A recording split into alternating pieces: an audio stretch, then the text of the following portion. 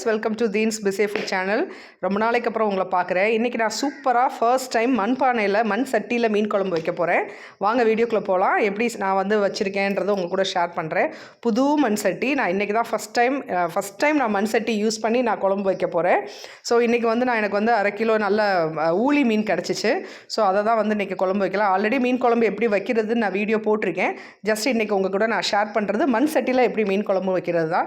So இன்றைக்கி அதுக்கு வந்து நான் 100 நல்லெண்ணெய் ஊற்றி அதில் வந்து கடுகு வெந்தயம் போட்டு நல்லா எண்ணெய் காஞ்சதுக்கப்புறம் நல்லா பொரிய விட்டதுக்கப்புறம் நல்லா பச்சை கருவேப்பிலை சூப்பராக தளன்னு வந்து உருவி போட்டு தாளிச்சாச்சு. இப்போது ஒரு 25 சின்ன வெங்காயம் பொடி பொடியாக நறுக்கி வச்சுருக்கதை அதில் போட்டு நல்லா கிளாஸ் பதத்துக்கு வர அளவுக்கு நல்லா வதக்கிட்டு இதுக்கப்புறம் வந்து நம்ம என்ன பண்ணோம், இன்றைக்கி வந்து மீன் குழம்பு வந்து முருங்கைக்காய் ப்ளஸ் மாங்காய் வச்சு நான் பண்ண போகிறேன். இப்போ 4-5 வெள்ளைப்பூடை நம்ம உள்ளே தட்டி போட்டுட்டோம். இதுவும் நல்லா வந்து வதங்கட்டும். வதங்கினதுக்கப்புறம் பச்சை மிளகா நம்ம ஆட் பண்ணிக்கலாம். நான் இன்றைக்கி வந்து ஒரு 5 பச்சை மிளகா வந்து நான் கீறி வச்சுருக்கேன். ஸோ இந்த வெள்ளைப்பூடு ஒரு 10% வதக்கினதுக்கப்புறம் நம்ம பச்சை மிளகா போட்டுக்கலாம். அதுக்கு முன்னாடி நான் வந்து இன்றைக்கி ஒரு 2 டேபிள் ஸ்பூன் வந்து இஞ்சி பூண்டு பேஸ்ட்டு போடுறேன். இஞ்சி பூண்டு பேஸ்ட்டு வாட போனதுக்கப்புறம் நான் வந்து இன்றைக்கி பச்சை மிளகா ஆட் பண்ணுறேன். மாங்காய் வந்து இன்றைக்கி நான் வந்து மாங்காயாக இல்லை, ஒரு 40% லைட்டாக பழுத்த பழம் அதை வச்சு தான் இன்றைக்கி பண்ண போகிறேன். அது ஒரு மாதிரி வித்தியாசமான டேஸ்ட்டாக இருக்கும். நம்ம மாங்காய் வந்து ஆட் பண்ணுறதுனால நீங்கள் புளி வந்து கம்மி பண்ணிக்கோங்க. நான் இன்றைக்கி வந்து சின்ன லெமன் சைஸ் புளி தான் வந்து இன்றைக்கி ஊற வச்சு 2 டேபிள் ஸ்பூன் வந்து மிளகாத்தூள் போட்டு நல்லா மீனை வாஷ் பண்ணிவிட்டு நான் வந்து அந்த தண்ணியில் வந்து நான் ஊற வச்சுருக்கேன். அது ஆல்ரெடி நம்ம பழைய வீடியோவில் இருக்குது, அது எப்படி பண்ணணும்னு நீங்கள் பார்த்துக்கோங்க.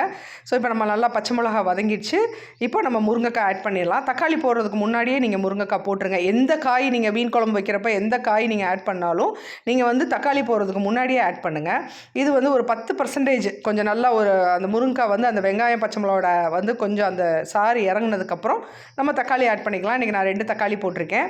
கொஞ்சம் உப்பு போட்டுக்கலாம். உப்பு போட்டுட்டு இப்போ முருங்கைக்காய், வெங்காயம், தக்காளி, பச்சை மிளகா, பூண்டு ப்ளஸ் வந்து கருவேப்பிலை இது வந்து நல்லா ஒன்றோட ஒன்றா மர்ஜ் ஆகிற மாதிரி நல்லா வதக்கி விட்டுக்கலாம்.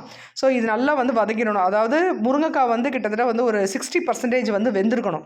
அப்போ தான் வந்து அதுக்கப்புறம் நம்ம வந்து மசாலா தண்ணியை ஆட் பண்ணி கொதிக்க விடுறப்போ முருங்கைக்காய் வந்து நல்லாயிருக்கும். அந்த குழம்போட அந்த இது வந்து டேஸ்ட் வந்து முருங்கைக்காயில் இறங்கியிருக்கும். இல்லை முருங்கைக்காய் பச்சையாக இருக்க மாதிரி இருக்கும்.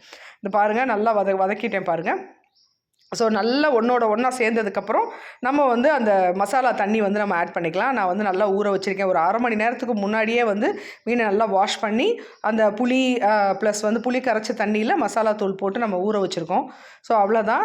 நம்ம இப்போ இதுக்கப்புறம் வந்து நான் வந்து 1.5 சில்லு தேங்காய் ப்ளஸ் ஒரு 10 வெள்ளைப்பூடு நல்லா வலுவலுன்னு அரைச்சி வச்சுருந்தது அதையும் அந்த தேங்காய் பேஸ்ட்டையும் நம்ம இதோட ஆட் பண்ணிவிட்டு நல்லா கொதிக்கட்டும். நல்லா ஒரு 10 நிமிஷம் நல்லா கொதிக்கட்டும். மலன்னு கொதிச்சிரும். கொதித்து ஒரு 5% வந்து அந்த டெக்ஸ்சர் தண்ணி அந்த டெக்ஸ்சர் வந்து வத்துறப்போ நம்ம வந்து மீனை போடலாம். இப்போ நான் வந்து மாங்காய் போட்டேன். அந்த வந்து ஒரு மாதிரி 40% வந்து அது மாதிரி பழுத்த மாங்காய். ஸோ அது வந்து அந்த டேஸ்ட் வந்து ஒரு மாதிரி வித்தியாசமாக நல்லா ருசியாக இருக்கும். நான் வந்து அம்மா வந்து செய்வாங்க, நான் சாப்பிட்ருக்கேன்.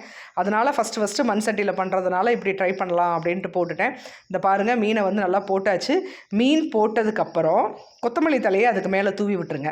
கொத்தமல்லி தலை தூவி விட்டு ஒரு 10 நிமிஷம் நல்லா மலன்னு கொதிக்கட்டும். நல்லா சட்டி எனக்கு நல்லா அகலமாக இருந்ததுனால ரொம்ப எனக்கு வசதியாக கம்ஃபர்டபுளாக இருந்துச்சு வியூவர்ஸ் எனக்கு குழம்பு வைக்கிறதுக்கு. அவ்வளோதான். கொத்தமல்லி போட்டுட்டு அதை வந்து கிளறாதீங்க. அப்படியே அந்த கொத்தமல்லியோடையே வந்து நல்லா ஒரு 10 நிமிஷம் நல்லா மலன்னு கொதித்த உடனே அப்படியே சுட நம்ம சாதம் போட்டு இந்த குழம்பு ஊற்றி சாப்பிட்டா எனக்கு அந்த மண் சட்டியில் வைக்கிறப்போ அந்த ஸ்மெல்லே எனக்கு ரொம்ப வித்தியாசமாக ரொம்ப பிடிச்சிருக்கு. மேபி நீங்கள் ஆல்ரெடி மண் சட்டியில் சமைக்கிறவங்களா இருக்கலாம். பட் இல்லாதவங்க இதை பார்த்து வந்து நீங்கள் மறுபடியும் அதாவது குழம்பு எல்லாமே இந்த மாதிரி நான்வெஜ் எல்லாமே மண் சட்டியில் வந்து சமைக்கிறது வந்து டேஸ்ட்டும் நல்லாயிருக்கும், ஹெல்த்தியும் சொல்கிறாங்க. ஸோ அதனால் நான் வந்து இன்றைக்கி இதை ஆரம்பிச்சிருக்கேன். இனிமேல் நிறைய இந்த சட்டியில் வந்து நான் வச்சு உங்களுக்கு நிறைய டிஷ்ஷஸ் வந்து உங்களோட ஷேர் பண்ணுறேன். இதே மாதிரி நீங்கள் செஞ்சு பாருங்கள். அவ்வளோதான். நான் வந்து ஆஃப் பண்ண போகிறேன். கரெக்டாக சர்விங்க்கு ரெடி ஆயிடுச்சு. மறக்காமல் சேனலை சப்ஸ்கிரைப் பண்ணுங்கள். ஃப்ரெண்ட்ஸுக்கும் ஒரு சேனல் சப்ஸ்கிரைப் பண்ணி பண்ண சொல்லி ரெக்கமெண்ட் பண்ணுங்கள். மறுபடியும் சூப்பரான வீடியோவோட நான் மறுபடியும் உங்களை சந்திக்கிறேன். அடுத்தடுத்து நிறைய ஸ்நாக்ஸ் வீடியோ இது போக நிறைய வீடியோஸ் பண்ணலான்னு ஒரு பிளானில் இருக்குது. சப்போர்ட் பண்ணுங்கள். தேங்க்யூ.